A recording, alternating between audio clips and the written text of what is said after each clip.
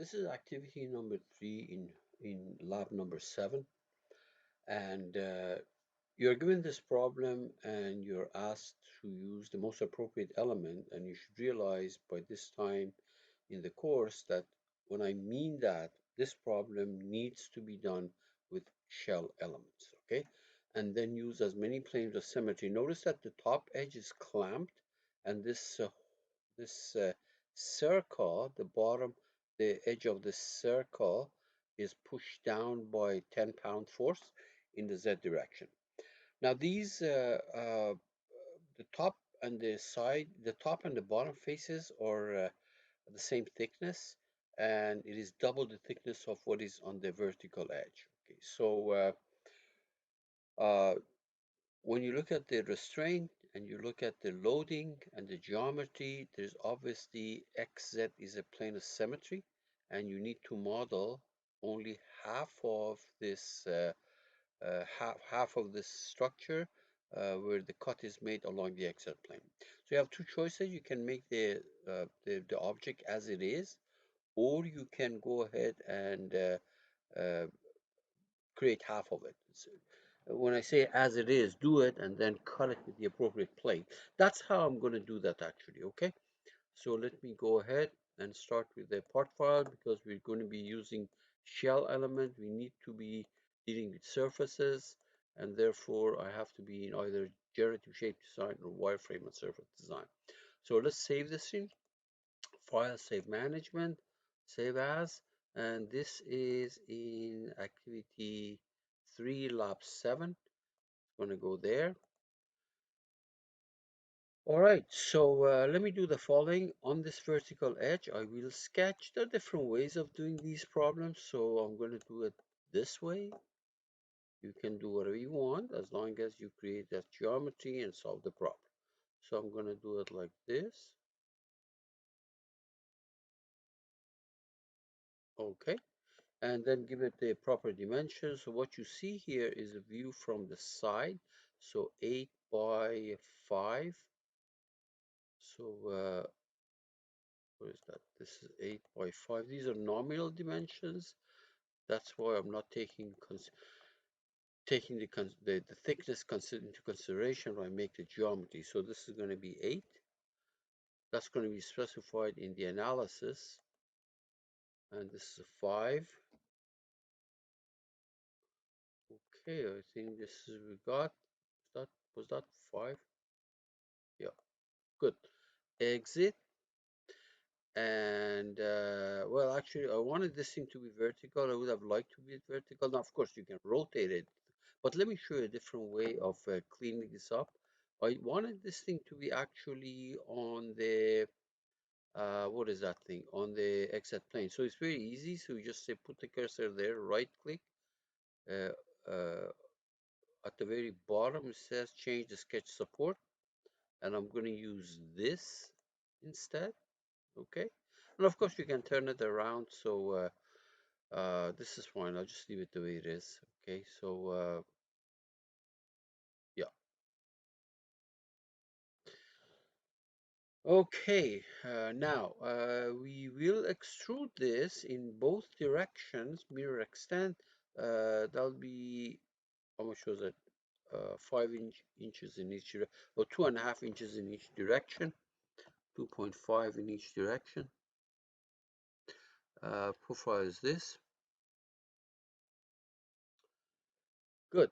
Now, uh, on this face, I would like to draw a circle.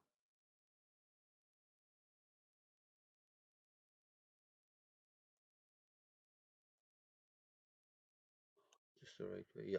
Okay, so let's put dimensions here. 2.5 inches. Well, since it is on that circle already, this dimension is 2.5, but I want to make this thing 2.5. So the distance from the center of this to that edge, I want it to be 2.5. 2.5. Exit. There we are. And I can use well, remember, you can join these things, but because they have different thicknesses, you have to do local 2D property. So let me actually join these. Oh, I'm sorry, because actually you don't need to join it because of the way it was done. It's actually there's no need to join. I did not extract faces and I just drew that C and then extruded it. So join is not going to do you any good or any harm. Okay. Uh, all right. So let me actually split that surface with this guy. Good. Very good. And now we're going to split it vertically. So split that entire thing with that vertical line. Good. So this is half of the geometry that I wanted to do. And let's hide all the stuff that we don't want here. Hide this circle, hide this edge, which is the entire sketch. Good. We're going to apply material properties to it. Let me assume that this is made out of steel. Steel on that part. Say OK and save this thing. Now I'm going to go to generative structure analysis. I'm not going to do a fancy mesh. I'll just use the triangular mesh. Let me change the rendering here. Okay, use the triangular mesh on there. And because this the way it was done, it was actually basically one surface. So we don't have to join. Then when I mesh this thing, the entire thing is going to get meshed, except that I'm going to make this thing a lot smaller. A 0.3 maybe. Yeah. So you can look at your mesh right now. Right click mesh visualization. Good. Deactivate this. Now, this top edge is clamped, so let me actually clamp that. Okay. These edges lie in the plane of symmetry, so this edge control that edge, control this, and control that. They lie in the XZ plane of symmetry, so there is no displacement in Y. Yep. And rotation is exactly the opposite. Good. And I want to push this circular, oh, actually, I don't want to push it. I want to apply a force there. Okay, no problem. Let's do that. So a force on that circular edge, not 10, 5. Okay, so minus 5 because 10 was on the entire circle. We're doing half of it, so that's going to be a force there. I hope that's what we did. Yep, good. And if you zoom in, you can actually see the force right there. You see that? There's the force. Now, the only thing I haven't done is the thickness of this plate. So let's try doing like that. 2D property on this entire thing.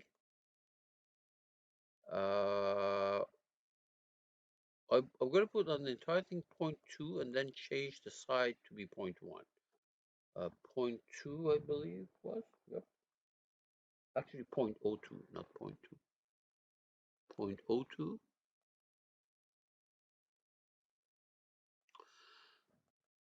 And let's see if we can do local property here. Put the cursor, oops, not there, on the property. Right click local to the property. On that face, we're going to make it 0.01. Almost half the thickness. So you can see this 0.02 is on the entire thing, but the local one, 0.01, is on the side. And let's save this thing. File, save management, analysis, save as in that same folder, which was activity 3 on the analysis 1. And now we're going to run it. I don't think I forgot anything. Yep. Nothing fancy is going to happen. This is just going to go down, obviously. There we are. You can see that. And if you want to know by how much, look at the deflection, which is entirely garbage. Look at that. 201 inches. Yeah. Let's find out what 200 inches. This is all garbage. So what force did I put there? Let me go check. somehow I don't think this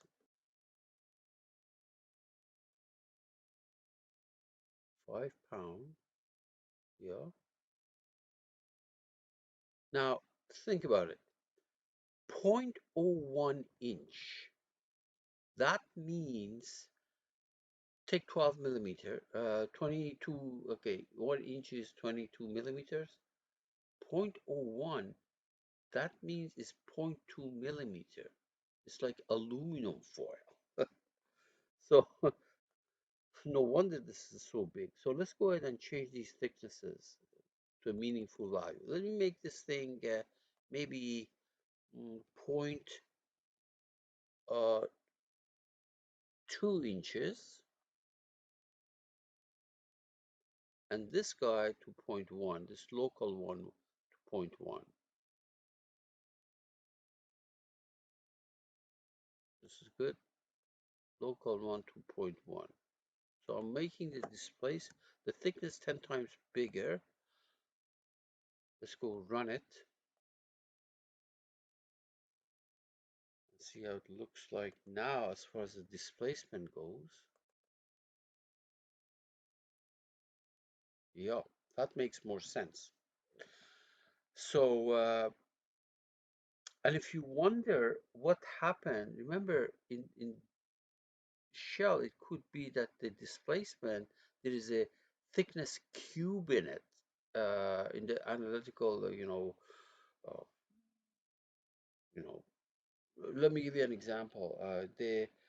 For ex the if you look at beam, for example, if you look at the I for a beam, which determines the resistance of the beam for bending, if, for example, it's a rectangular cross section, is 1 over 12 BH cube, so T cube.